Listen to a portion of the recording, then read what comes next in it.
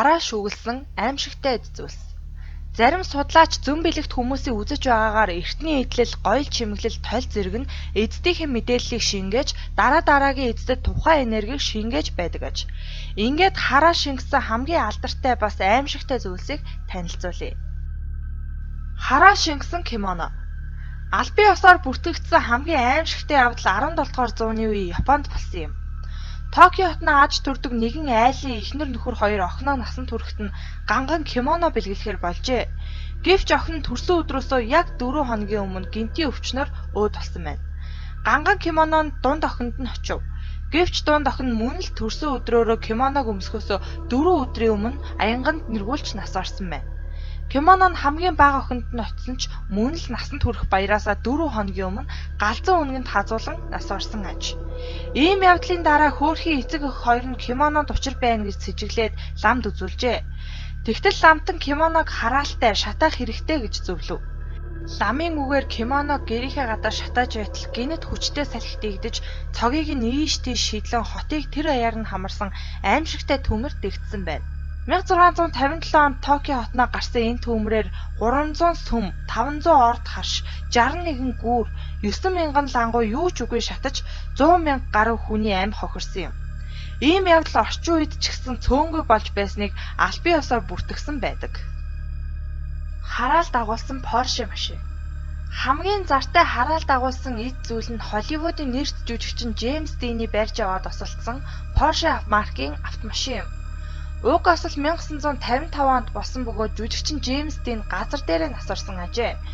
Ослын дараа автомашиныг нь засварын газар аваачин засж байтал машин гинт нуурж засварчны хоёр хөлийг нь бяцтааржээ. Үүний дараа тэрхүү машиныг задалж зарав. Ингэхэд хөдөлгүүр кардан голыг нь автомашин сонирхогчдын уралдаанд оролцдог хоёр жолооч худалдаа авчээ. Гэтэл энэ хоёр жолооч яг нэг өдөр нэг уралдаанд оролцож байгаад хоёулаа мөргөлдөж нас орсон байна. Ингээд Порше машины корпусыг нь Дины дурсгал зориулан нээсэн музей үзэсгэлэнт өгчээ. Гэтэл үзэсгэлэн нээх өдөр гинэт түүмэр гарч дахин 3 хүн нас оров.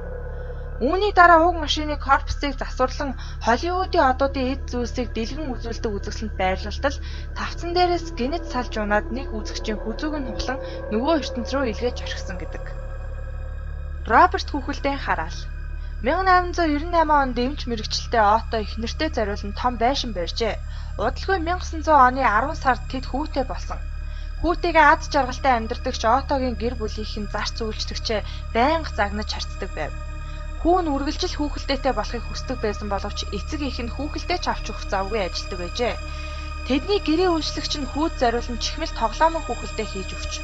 Тухайн үед хүү өөрийн гэр бүлийн овог болох Роберт овгаар хүүхэлдээгээ нэрлэжээ. Удалгүй шөнө болгон хан шал дуурдаг байсан байна. Нэг өдөр хүүгээ дээврийн хүндийдөө хүүхэлдээтэйгээ ярьж байхыг харсан. Үүгээр ч дууссангүй. Өглөөс ирж харахад өрөөтэй байсан тоглоомнууд нь эмх замбраагүй, цэвэрхэн байсан өрөө нь эмх цэгцгүй болчихсон байдаг байв. Энэ бүхний хүүхэлдээнээс болж байна хэмээн гадарлсан Отто хүүхэлдэйг дээврийн хүндийд нуужээ. Харамсалтай нь энэ нь тусалсангүй. Дээврийн хүндийгөөс шөнө унтж байхад нь инээх дуу гарч бас хөлийн чимээ сонсогддог байв. Удалгүй 1972 онд Отто нас оржээ. Оттогийнхан гэрээсээ нүүж хараалтай хүүхэлдээнээс зугтахаас өөр замгүй болж. Оттогийн гэр бүлийг нүүж эзгүй болсны дараа хурш айлууд нь дээврийн хүндийн цонхноос хүүхэлдээ цухаж эсвэл савлуурын чимээ сонсогддог байсан тухай ярилцдаг байжээ. Удалгүй шинэ айл байшинд нүүж иржээ. Шинээр нүүж ирсэн айлын 16 настай охин Роберт хүүхэлдэйг олж 30 жил хамт амьдарчээ. Энэ хугацаанд түүнийг дандаа алах гэж оролддог байсан тухай хожим нь хүмүүст хэлж байсан нь тэр үедээ маш том дуйлаан болж хүн болгон хүүхэлдэйг мэддэг болсон байна. Хожим нь 1994 онд Роберт хүүхэлдэйг Мартелло хэмээх музейд шилэн хоргон дотор хорж байршуулсан гэдэг. Роберттэй 30 жил хамт байсан эмэгтэй одоо хүртэл сэтгэл зүйн эмчийн хяналтанд байдаг гэнэ. Зарим их сурвалжтаар тэнд очиж үзсэн хүмүүс цуг зураг даруулах гэж оролдохоор камер насахгүй эсвэл гацах зэрэг юр бүсийн зүйл тохиолддог гэж бичигдсэн байдаг ажээ. Айдаст төмөр замын зөвлөг. Лиза Поттер нэртэй англи эмэгтэй нөхөр нь төмөр замын зөвлөгөөр гарах гэж яваад галт тэргэнд дайруулан нас орсон байна. Тэр явдлаас хойш Лиза нь тэрхүү зөвлөгөөр зам гарна гэхээсээ үхтлээ айдаг болсон байна.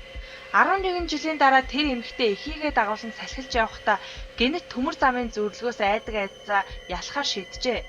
Тэгээд айдсаа даран төмөр зам дээр зогсож байтал гинэт галт тэрэг гарч ирээд дайраад алчихсан гэдэг. Хуваар ёсоор хөөрхийн эмэгтэйг зогсож байх тэр үед нь зөвлөхөөр галт тэрэг явах ёсгүй байсан боловч ямар нэгэн шалтгааны улмаас цагаасаа хосорсон галт тэрэг гинэт гарч ирснээр айдсаа дарах гэсэн бүсгүй оролдлого эмгэнэлтэйгээр дуусжээ.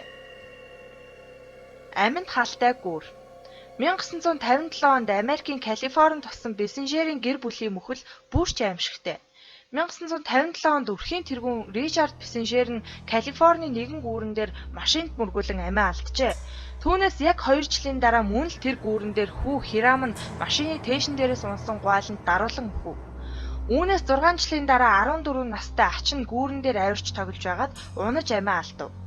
5 жилийн дараа Ричардын дүү нөгөө гүүрэн дээгүүр машинтайгаа гарч яваад гинэт зүрхэн зогсож нас орсон байдаг. Энэ гэр бүлийн зөвхөн ирчүүд нь ийхүү золгүй байдлаар гүүрэн дээр өвхөлтэйгээ учирч байсан бол эмэгтэйчүүд нь маш өндөр насыг зоогуулсан аж. Ричардын дүүгийн зүрх гүүрэн дээр гинт хаагдж байхад ээж нь 91 настай эсэм энд байж байжээ. Хараал дуудсан үр 1998 онд Чехийн нийслэл Парага хотноо үхэл бүрч хачирхалтай байдлаар хошигнсон байна. Вера Чермакова гэгч эмэгтэй өөр хүүхэн рүү яваад өгсөн нөхрийнхөө нэр хүндийг унгаж хариугаа авахын тулд амиа хорлохоор шийджээ. Ингээд 3 давхрынхаа цонхоор үсэртэл байрныхан доор явж таарсан нөхрийнхөө дээрээс нь буучсан байна. Нөхөр нь энэ хэрэгээс 7 хоногийн өмнө бүх өмчөө аваад өөр хүүхэн рүү явчихсан мөртлөө яг гайтай тэр өдөр хуршайлынхаа хүнээс өрөө авах гээд ирж явсан тэр аж. Амиа хорлох гэсэн бүсгүй амьд үлдэж харин нөхөр нь унахдаа чамархаагаараа чулуу мөргөн газар дээрээ нас оржээ. Хопи алмазны хараал. Хопи алмаз бол дэлхийн хамгийн алдартай очир алмаз билээ. Сүмийн бурхны духан дээр гэрэлтэж байсан энэ эрднийг 17 дугаар зууны үед хулгайлан оцсон тул лам нар хараал хийсэн нь хэдэн зууныг дамжин үйлчилсээр байжээ. Хулгайлагдсан алмаз Константинополь хотын үнэт эрдэнсийн 8-аач нэгэн Франц эрд анх очиж тэр нь галзуу нохтод бариулан өгсөн гэдэг. Өгөхийнхээ өмнө тэрээр чулууг Францын хаан 14-р Людовикт зарж амжжээ. Хаан уг чулууны талаар юу ч олж сонсоогүй байсан тул гай гам шиг ар араасаа цуурсаар байв. Уг чулууг байнга зүүдэг байсан Де Ламбаль гүнж Францын хувьсгалын үеэр алагдаж дараа нь чулууг эзэмшилтэй авсан сангийн сайд шоронд насаа илээжээ. Энэ чулуунд гар хүрсэн бүх уран дарахчууд учир битүүлэг байдлаар нас нөхцөж зарим нь амиа игвэртгсэн гэдэг. Хараалтай хүүхэлдэй 1970-ад оны дунд үед Дона хэмээх нэгэн бүсгүй хуучин эдлийн дэлгүүрээс охиндоо нэгэн хүүхэлтэй худалдаа авчээ. Түүний охин сувилагчийн сургуульд суралцдаг бөгөөд хүүхэлдээ цуглуулах дуртай байсан юм. Энгийн охин хүүхэлдээтэй ихэнх цагийг өнгөрүүлэх болж түүнтэй ярилцаж эхэлсэн байна. Мөн үе үе хүүхэлдэйг тавьсан байрлал өөрчлөгдөж хүүхэлдээ зургийн дэвтэр цаас ханан дээр тараачсан байдаг юм шиг. Охин өөрийн шинэ хүүхэлдээнд Аннабель хэмээх нэрийг өгчээ. Түүнээс удалгүй гэрт хачин чихтэй явдлал тохиох болж Доноч сэжиг аван сүнсний ангууч Эд Лорен нарт хандсан байна. Охин хүн дээр өвдөж нойрондоо хий зүйлсийг харж галзуурхаар шахаж байв. Улмаар яг тэр хүүхэлдэйг авсан эцэд нь ч гэсэн эдгээр шинжүүд илэрч ань насаа алдах зэрэг аимшигтэй зүйлс тохиолдож эхэлсэн байна.